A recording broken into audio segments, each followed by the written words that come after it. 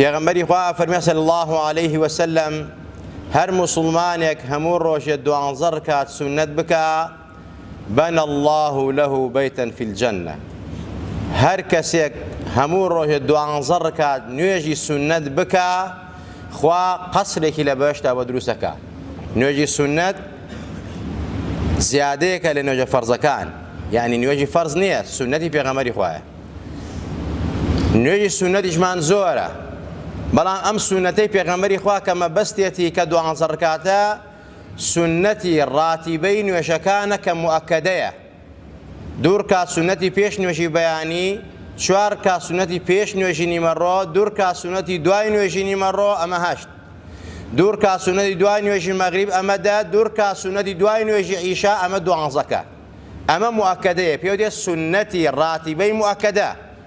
و هەروەها سونەتی ڕاتیبەی غەیرە موئەکەدەیشمان هەیە، 10 رکات سونەتی غەیرە موئەکەدەی ڕاتیبەمان هەیە لە دوای نوێژە فەرزەکان و پێش نوێژە فەرزەکان.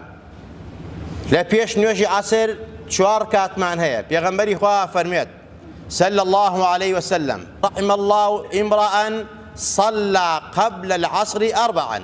رحمەتی خوا لەو پیاوژنەی لەو مسلمان و ئیماندارەی کە لە پێش نوێژی عەسر 4 رکات سونەت دەکا.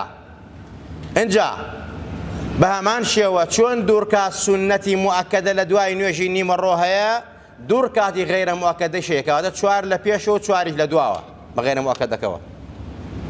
2 رکات سونەتی پێش نوێژی مەغریب غەیر موئەکەدەیە، 2 رکات سونەتی پێش نوێژی عیشا غەیرە موئەکەدە.